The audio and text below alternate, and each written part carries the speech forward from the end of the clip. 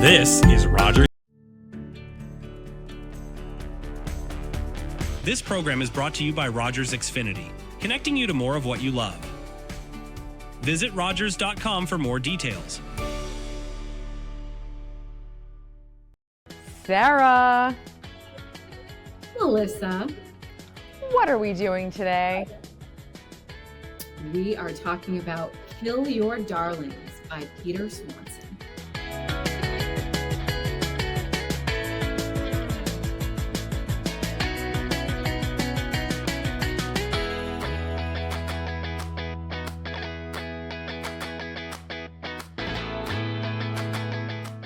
Sarah, it's been a minute since we've been in this environment. It is so great to be back on Rogers TV for this new season of Could Read, Should Read, Must Read. Yes, Melissa, I feel like the last time we were together on here was like right at the beginning on the cusp of the summer season, and here we are in the first days of fall. Yes, and maybe still clinging to some of those last shreds of summer, but I think they're on their way out, unfortunately. And so for anyone who might be new to the show or catching us for the first time, welcome aboard. This is Could Read, Should Read, Must Read. I'm Melissa Halford, and I'm here with Sarah Wolfberg, and this is a literary podcast. We take turns reading and recommending books. Sarah and I met in graduate school on the St. John's campus of Memorial University in 2008, and we've kept in touch ever since. We've been really close, and not only through our love of books and literature, but our love of each other and so many other common interests that we have. And we have managed to keep in touch partly because of this podcast. So we get together, we talk about books, we share our recommendations, and we're looking forward to having you enjoy these recommendations with us. We end every episode by asking each other the question, is this book a could read, a should read, or a must read? And that's the format of the show. And this is our second season with Rogers. We've been recording together in an audio-only format since December of 2023. But we love to be able to, share a visual element of things with you as well. And I feel like this might be like a little bit of an anniversary for us on Rogers TV. I think this is about 1 year since we started this venture on our visual podcast. So I just want to say, happy Rogers TV anniversary, Melissa. Oh, happy Rogers TV anniversary to you as well. And although I have not read Kill Your Darlings by Peter Swanson, which is what we're going to talk about today, my spidey senses, as well as the Google Doc that you shared with me earlier, suggest that maybe talking about anniversaries could be a good segue into our discussion about this book. So, Sarah, without further ado, on this first episode of this season, tell us about Kill Your Darlings by Peter Swanson. Can you give us a summary about this book, and also how did it end up in your hands? I certainly can. I will say that I would argue that our marriage and the marriage that we celebrate every time we gather for this podcast is definitely a happier and a healthier one than the two protagonists in Kill Your Darlings. And hopefully, that would be, sorry. That's all right. And that would be Wendy and Tom Graves, who are our protagonists in this book. And to describe the book, it's a mystery. But instead of your average mystery being a whodunit, this is a whydunit. And so the entire story takes place in reverse. So we start with Wendy and Tom Graves when they're in their mid-50s. The year is 2023. And we work backwards all the way to 1982. And right off the bat, I'm going to share, the opening line just to kind of give you a good feel for, kind of how we jump into this story. So, opening line. The first attempt at killing her husband was the night of the dinner party. Wendy had been cajoled into hosting by Marcia Lever, the head of the English department. So that's how we're opening this book. So we know that automatically there's going to be at least an attempted murder, if not a murder itself. And our job as readers is not to figure out who did it, because we know exactly who did it, but we want to figure out why this murder occurs. And so it's a really interesting way to, get into a mystery book. You know what happens, but you're just trying to figure out, like, how did we get to this point? And especially when you look at the couple, and what's great about this book is that you kind of get the perspectives of both of the characters of Wendy and Tom. So you really get their kind of interior thoughts, what their motives are, but you're really trying to figure out, like, okay, so why does Wendy want to murder her husband Tom, especially when, from appearances it seems like they're just living, an average, middle to upper class academic lifestyle in New England. It's funny, I listened to an interview with Peter Swanson earlier today in preparation of our conversation, and he was kind of joking about, you don't really have to worry about spoilers when it comes to this book. He's like, I pretty much lay it all out in the first line, but he didn't read the first line, so you really close the gap on that for me. And this is a new release as far as I understand it. It came out recently, right? So you got this straight from the publisher. Yeah, this was 2025, and I encountered it, as I do with a lot of books, at my local library on their new release shelf. But I think, based on some of the other books that I've read and authors that I've read, this book I was seeing new releases coming out, and my algorithm through Google and through Instagram. And through Goodreads, and it was recommended that this might be a book I might be interested in. When I read the kind of brief description of what it was, I thought, oh, I'm gonna put that on maybe a TBR list. And then as soon as I saw it on that shelf at my library, I thought, oh, that's familiar. I think I'm gonna just pick that one up. And I grabbed it, and it's a relatively quick read. It is less than 300 pages, which I know is right up your alley, Melissa. Absolutely. And really, because there is this element of, why does this happen? What's the bottom of the story? There's lots of little clues that you're getting as you read, and it really does, I think, motivate you to move forward through the narrative. And so it's a quick read, not just because it's a shorter book. It's a quick read because you really want to get to the bottom of this. I am not inclined typically to read this type of book, and you know that as well as anyone else who listens to our show regularly. But my husband is. He loves reading this kind of mystery. There's the whodunits, cozy murder mystery type book. So believe it or not, I've actually read 2 Peter Swanson books, because they're always sort of kicking around at our house. One of them we've actually talked about here at the Rogers Studio, is the Christmas Guest, which is like a novella that he wrote a few years back. And then this summer, so purely by coincidence, we both were reading Peter Swanson books this summer.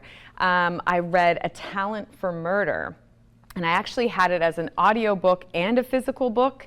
And I was doing that thing where I was listening to it and reading it at the same time, which I'm loving doing. If anybody else is doing this, I think it's so fun. I find if I hit it on 1.7 speed, it's exactly how fast I read, and it keeps me really locked in. So anyone who's having issues with attention span while reading, this is the ticket, having the audiobook and the physical copy at the same time. And I totally know what you mean about it being a page turner, because you are unraveling something, or in this case, it sounds like you're raveling something.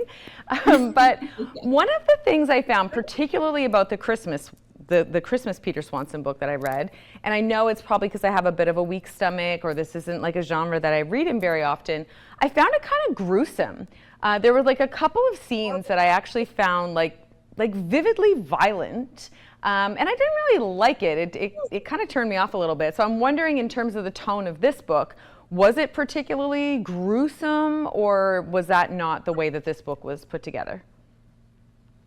Definitely not the way that this book is put together. And I think because these 2 people and this couple, they're just like average people living in the world. Like you could encounter them at a dinner party. You could encounter them at your local, liberal arts college or university. And by all means, they just seem like normal people. And even the way that the first kind of murder that occurs in this book is dispatched, you're not getting it in real deep, gruesome detail. And then any kind of violence, I would say, that happens throughout the rest of the book, there's a disconnection from the activity. There's only one scene that I found particularly vivid, I guess I would say, a scene of violence. And so I would believe that someone that has maybe a little bit of a weaker stomach for this kind of stuff would be able to get through this pretty easily and not be super squeamish. Okay, fair enough. I will note that. Mm-hmm. I want to talk about this title. And, we talk often about covers and titles and all those sort of first interactions with things. And then, especially the titles, because the authors are so involved in those. We know that the covers sometimes have a little bit more to do with, the sales side of things. But this is a great title. And even when you posted a picture of it on our social media, it got, a bit more attention maybe than some of our other posts get, because I do think it's striking, it's kind of cool, and the title does draw you in, I think. So where did this come from, or what is the relevance of the title Kill Your Darlings in this book? So what I really loved about the title, and it is always interesting what authors decide to name their books, and that can either draw you in, and it can really kind of tie in, it can be clever, it can be very obvious. And I guess this is a nice balance. So Kill Your Darlings is a term that is often attributed to William Faulkner. And I have a little note because I wanted to kind of get it correct. He is quoted as saying, "In writing, you must kill all your darlings." And essentially what it means is that writers must be ruthless when they are writing, and in particular, editing their work. That you cannot get sentimental about characters, you cannot get sentimental about side plots or turns of phrase that you happen to have a lot of affection for, that in order to make a tight narrative, you really need to be prepared to cut stuff out that doesn't necessarily belong there, or that maybe weakens your story in any kind of way. And I like that because, this idea of killing your darlings in a literary sense ties in so well with both of our main characters. So both of them are writers in their own specific way. So Tom Graves is a English professor. He works at a liberal arts college in Massachusetts, like right on the seaside.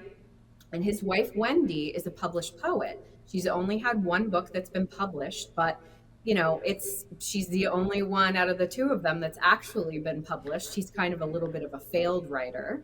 And when you think about these characters and their relationship with creativity and their relationship with writing and their maybe success with writing, it does end up really making sense that Wendy, out of the two of them, is the one to have been published, because ultimately she is the one that is far less sentimental and far more prepared to kill her darlings, to get rid of things that don't make sense in her life or in a piece of work. Okay, really so like as you know, and I have not read this book, but based on just what you just said, Wendy sounds like a bad guy. So do we dislike Wendy, or do we have any level of sympathy for Wendy? All right, so I always do this, Melissa, and I'm not sure if you have watched this show or not, but as I was reading this book and I was thinking about the character of Wendy Graves, all I kept picturing was the actress Laura Linney, but in the particular role of Wendy Bird in the show Ozark, which is a Netflix show, a very popular one. And I'm not sure if you've watched it all, but it's a bit of a dark story. Believe it or You have not, watched I it? have. 9 out of 10 times my answer to this is no, because you are the go-to for all the pop culture things. But I have watched all of Ozark, some of it twice, love it. So as soon as you said this person reminds me of, I was like, I bet she's going to say Wendy Bird. So I'm so excited. Okay, carry on.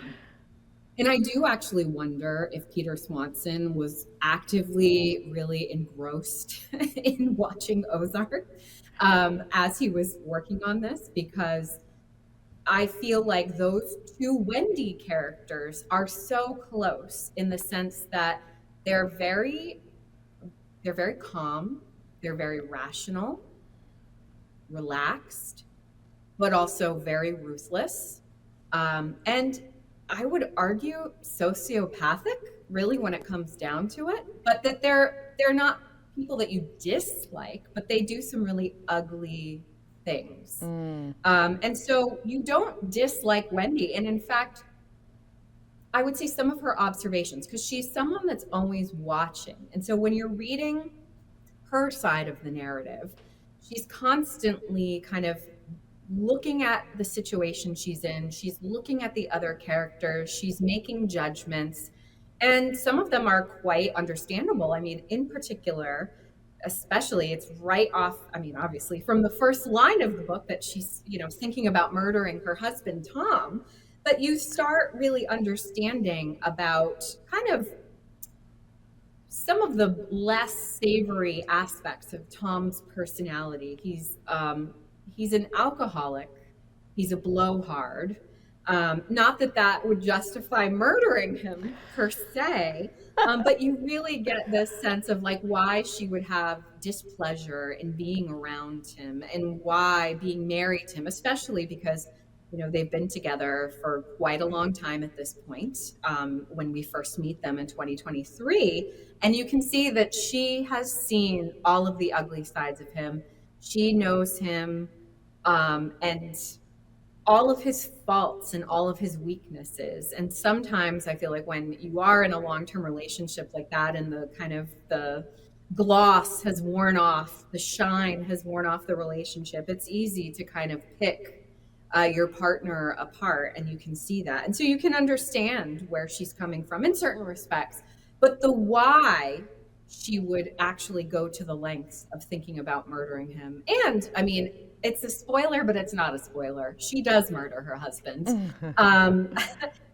You kind of are like, okay, there's something going on. And even from page 6, so we're very early on in the book, you get that there's a secret that the two of them share. And you get that it's a secret that has them locked in together, and it explains why they are together, even if they're unhappy with one another.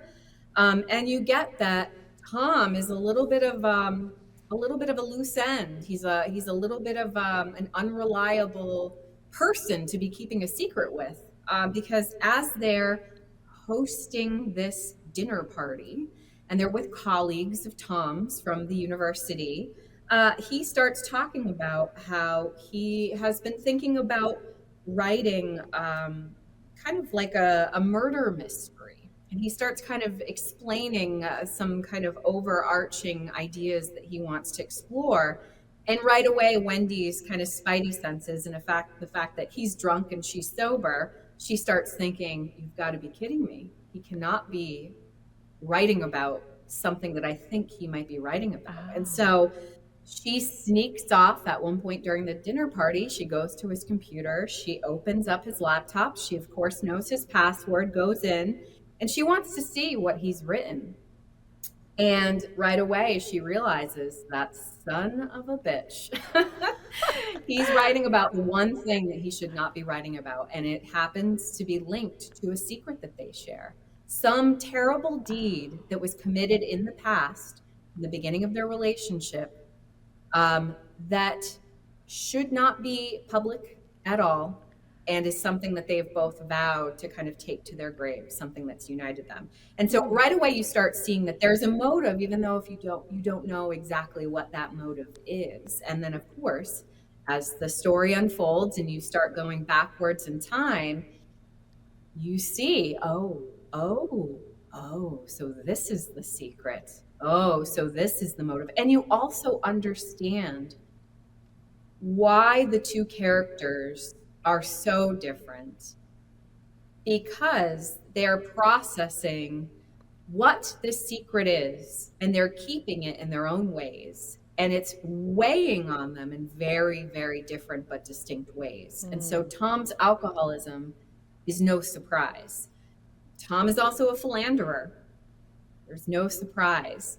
Tom is someone who is subject to emotional kind of breakdowns and anxiety attacks. And again, as you go through the story, you start piecing it together and understanding like, oh, Tom is not dealing well with the secret that they're keeping, and that there's this real urgency in him to be punished, to punish himself, and to be relieved of this secret. And Wendy does not share that. So I'm not surprised that, Peter Swanson, I think he's put out a book a year since 2014 or something. So even though you might think there'd be a tendency to just sort of crank it out at that point, I think the opposite is true with him, in that he is, refining his craft and making sure that what he's putting out is, it's got more layers than just like the classic whodunit, and that maybe he's challenging himself as a writer in terms of like the form that he's chosen for this particular book. It sounds like it is very much about Wendy and Tom and sort of their personal relationship, very much about the secret that they share. But are there other peripheral characters? Tell me more about who fills out the rest of the cast in this book. So certainly you get to know some of the colleagues that Tom has in his department, not very well. I mean, they kind of pop up here and there throughout the story. They also share a son named Jason, who at the very beginning of the story is probably in his, I'd say early 20s. He's a university student. And I would say, although you don't know him well, you do see him. You see him first in his 20s. You see him as a teenager. You see him as an adolescent, a child. And then, of course, you actually see when they first end up finding out that they're pregnant with him. And he, I would say, is the one good thing to come out of this relationship between Wendy and Tom, because it's the one thing that, even though that they have resentments towards one another, and on Wendy's part to Tom, disdain for him, they have this shared true love for him, and the fact that he is a product of them and their relationship. And you can tell that they took their parenting of him very seriously and wanted to raise a good human being. And it seems like they were pretty successful in that. Other than that, it really is a Tom and Wendy story. And, we've talked about this in the past, about this idea of plot-driven stories, character-driven stories, and the difference between the two. And certainly this is plot-driven in the sense where you really are trying to get to the bottom of why things happened, and how they came to be, and what all these secrets are, because you find out that there's actually many secrets that these two are keeping, both together and from one another. But it is, I would say, just as much as it's plot driven, it is truly character driven, because you're really getting into these internal lives of the two characters. You're sympathizing with them, you're pitying them, you're judging them, and it really is them, and it's their story. And what I think that Swanson does well in the book is, you come to them when they're at the worst of their relationship. Tom is barely functioning as a person. Wendy is barely tolerating him as a human being at this point. And then, when you get to the final pages, I should say, of the book, it's when they're first meeting, and you're seeing how they started, and you're understanding, like, oh my goodness, like who these two people were as children, because they met when they were young. They met when they were 14. They've known each other for a long time. But and I really think he does a good job on kind of, building their relationship backwards. if that makes sense, because they start at a fractured point and then you gradually get to them when they're whole people, and people as a unit that feel connected and feel destined to one another. In another way that I feel like the title comes into play in Kill Your Darlings, and the fact that these two characters have a writing background and are writers, is this idea of how we as people create narratives for ourselves. We create the story that we live. We tell ourselves stories about what our life is and how it's supposed to be. And really, I feel like for both Wendy and Tom, from an early age, they are creating the story of their lives as individuals, and it involves the other person as like this integral part, and that they're destined and fated to be in one another's lives. And you can see how things kind of come into place because of this thought that was established and this kind of plot and storyline that they both individually created for themselves as young people, that ended up drawing them together and keeping them together. And I found that really fascinating. Almost like a self-fulfilling prophecy or something, like they had already decided what would happen, and then they're just bringing it to fruition. Yeah, and they're actively kind of writing the story of their lives. And so this is on page 270. And so we're seeing them at their freshest, at their youngest. This is the first time they've connected. They're on a school trip to Washington, D.C., and they made a little detour with a teacher to see the Exorcist steps, because the film The Exorcist is something that they connect on. They sit next to one another on a bus ride to this field trip, and they don't know each other, and they're trying to talk about things they might have in common. And Tom's sister had watched The Exorcist and had scared the loving Jesus out of him with the story of The Exorcist and all the details, the gory details of that story. And then it turns out that The Exorcist is one of Wendy's favorite films. And she tells him, we're going to Washington, D.C., and Georgetown in D.C. is, where the story takes place. And the Exorcist steps, where I believe a priest may have met his end in the film, that they're based on real steps. And so they go to find these steps, and that's where they share their first kiss. And it's not really a spoiler. It's also where Tom meets his end years later in 2023, when Wendy pushes him from the top of the Exorcist steps and he falls to his death. But I want to read this little piece. Mrs. Ackles was coming back toward them, a smile on her pretty face. "Was it all you hoped it would be?" she said. "Yeah," Wendy said. Miss Ackles walked ahead of them, back toward the rest of the group. Tom and Wendy's hands were intertwined again, and Wendy thought about how she'd lied about the kiss being her first. But she hadn't really lied, because tonight had been her first good kiss, the best kiss. She pulled herself closer to Tom, thrilled suddenly to be alive. It was like being introduced to a room in her house she had never been shown before. Tom said, quietly, only to her, "I feel like we're in a movie." Yes, she thought, it's like that too. And I feel like, so right there, that's the beginning of their story. And it's the beginning of this kind of shared idea. And later on, she writes poetry about him, and they connect at a conference when they're in their 20s. And you can see that they've both meant a lot to one another, and that they both felt, and they both share a birthday. They were born the same day in the same year. Wow. And so they just have this kind of fated idea of one another. Like, I am supposed to be with this person. This person is important to my story. And even the fact that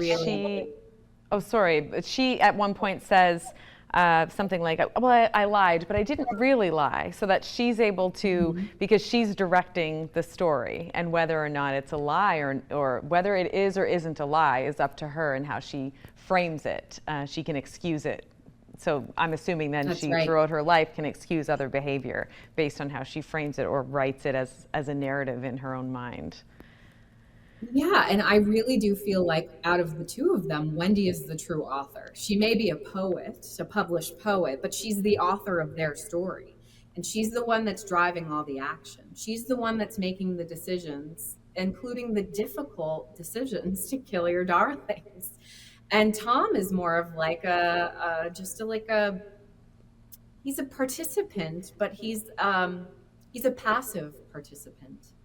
He's one that, although he makes decisions, he's in a way being manipulated. And what's interesting too, and some of these movies I know about, obviously The Exorcist being the horror film that's kind of mentioned, and alluded to in the beginning and the end of the book. But Double Indemnity, which is a film noir from, I believe it's the 1940s or 50s, is a film that's referenced throughout the book. And that is, a scheming woman using a man to dispatch of a husband. And then later on, the film Body Heat, which is an erotic thriller from the 1980s, is another film that is discussed.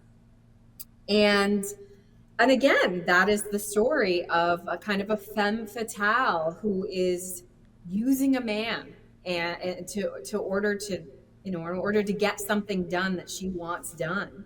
And she's not sympathetic about it. I have another little excerpt that I want to read really quick. Wendy ended up watching Body Heat twice before returning it. Some actor she recognized from the movie Diner gave a great speech about how there were 50 ways to fuck up a crime, and that only a genius could come up with 25 of them. And what turned out to be the big fuck up for the two murderers in Body Heat, besides the fact that Kathleen Turner was only ever using William Hurt, was that they'd been spotted together as a couple before they committed the murder. Wendy decided then and there that Tom and she needed to be virtual strangers until they met again at some undecided literary festival after Wendy was a widow. So that gives a little kind of foreshadowing as to what's to happen, but it's a good reference. I did hear in this interview today that there is a high likelihood that this is going to be produced as a film. And apparently the Wendy character is supposed to be played by, do you want to take a guess? It's not Laura Linney. She's a very pretty woman. Oh, Julia Roberts. Oh, yeah, I could totally see that, Julia Roberts. There you go. Okay, I think it is about that time that you've now kind of created what I would call feels like a simmer, like I've got all the bits and pieces have come together and these ideas are all simmering and percolating together. So the next step is for you to tell me whether or not I need to go read this for myself. So Sarah, is Kill Your Darlings by Peter Swanson a could read, a should read, or a must read? Melissa, I am happy to say that Kill Your Darlings is a should read. It is a solid, rock solid should read. Will it change your life? No. So that's why it's not a must read. But as we're heading into this fall season and we're thinking about, things that maybe are a little bit more sinister, a little bit more spooky, not that this is a spooky book per se, but it certainly is a sinister one. And there is definitely murder and mayhem that happens. And it's a real kind of internal, you're thinking about it. The wheels are turning in your mind. I think it is a should read. I think you should read it. It's interesting in the way that the plot is devised. It's an interesting read because it is a backwards narrative. And because it is a why done it and not a who done it. And I think that innately makes it more interesting. So should read for this one.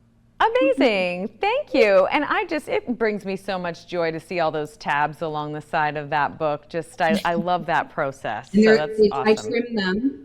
As I always have to trim my tabs, They look as tidy as I would expect of you. Thank you so much. It is great to be back on this couch talking to you, and I'm looking forward to the rest of this season. Bye for now. Awesome. All right. Bye-bye.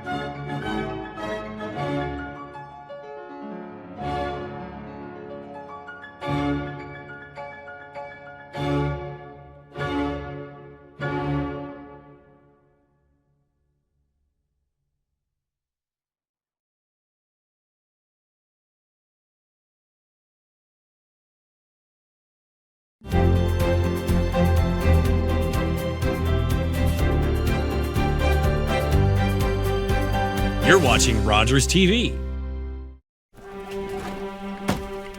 I don't care what the law is. I will never be a slave. That word, I hate it. It rests on my tongue like rot. Peter, how does it feel to get paid for your work? There are rumors freedom's coming for us all. Freedom, you know that's all I want. Chloe, careful. Vrooman would rather sell you across the river to America than let you go free. Then I'll run. I've run before. Maybe this time for good. Just get her into the boat. No! Chloe! Chloe, no!